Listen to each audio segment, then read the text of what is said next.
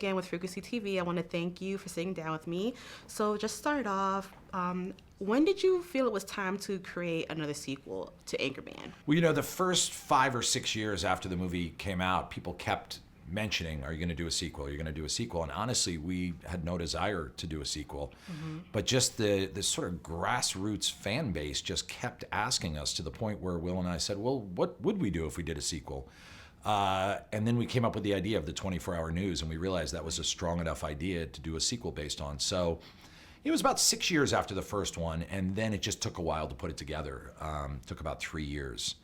So yeah, I always say this is a movie we would not have made if fans hadn't clamored for it, and I'm so glad they did, because we had a blast doing it. Right, because I was going to say, I mean, I know you had difficulties at first catching on, didn't really catch on until it hit DVD and TV and cable and everything like that. Did you expect the series to take off like it did?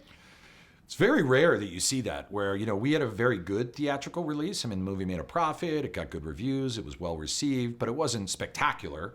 And that was it. We kind of all moved on. And then really when I knew something was going on was about 2 Halloweens after the movie came out. I started seeing people dressed up as Ron Burgundy walking around my neighborhood. And I'm like, wait a minute, what's going on? And then every time I would watch SportsCenter on ESPN, they would quote the movie. And I was like, this is getting weird. And then some people started writing columns. Bill Simmons wrote a column saying, hey, you got to watch this movie again. And Empire Magazine in England and Australia kept asking for the sequel.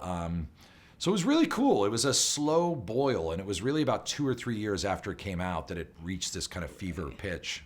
Right. So I know that, you know, it does have a direct relationship with pop culture. So even though it was set in 1980s, late 70s, that type of thing. So what went into your thought process about still making it relevant within the times in terms of like cameos and all that other stuff? Yeah, I mean, part of it, you know, we were in a different era. The first one was like right smack dab in the middle of the 70s. Right. And this one is kind of on that cusp. It's 79, 80, 81. Yeah. I mean, the big thing for us was 24-hour news, and the cable TV started. You know, MTV, ESPN, all that stuff. So once we knew that you had this explosion of TV channels, we knew there was going to be a chance to have other cameos for other newscasters coming into the movie. As far as the actual style and look and the music, you know, things didn't change that much in 79, 80. It was still kind of 70-ish. You started seeing that kind of synth, you know, new wave thing really started hitting around 83, 84. So, yeah, the style was still similar but different. Things kind of went towards tans, and like baby blues were like the color hue of that time. Okay. So who was your favorite cameo in the film? Favorite cameo? Well, I don't want to give too much away. Everyone was really cool and great. I mean, there's just so many good people. But I think the one, I'll give something away here, the one that we just really couldn't believe it happened was Liam Neeson. Right. I mean, for us, Liam Neeson is a mythical character. I just wasn't even sure he actually existed. And then he shows up, and he's the coolest guy in the world, and he's funny, and he's awesome. He actually brought his son with him, who's in the scene with him, and that was the one where we were kind of pinching ourselves. Right.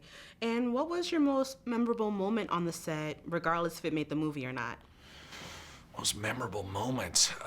That's a good question. There's a lot of crazy moments.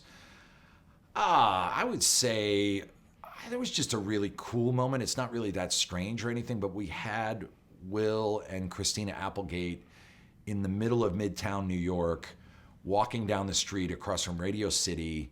We had changed all the cars to 70s cars. You know, all the extras were in period. We were shooting with this beautiful camera with like a bounce lens on it, so you can shoot with 2 cameras at once. And it was just New York City and these 2 guys, and we knew it was going to be the opening shot of the movie, and that was just a really cool moment.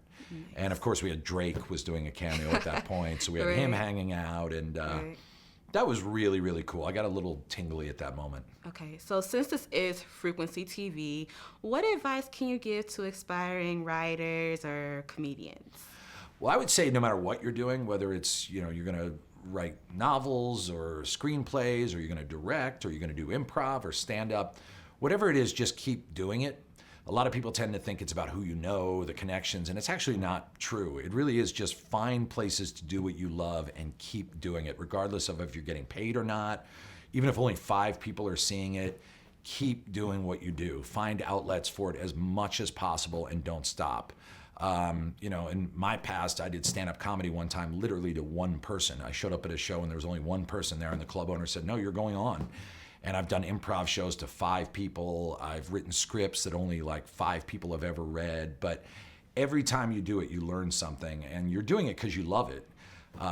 If you're doing it to try and make money or you want a snazzy career, that's not going to work. But if you really love it, just keep doing it anywhere you can, anyhow. Okay, well, thank you for sitting down with me today. I really appreciate it. It was a my pleasure. pleasure, yes. All right, have a great rest of your day.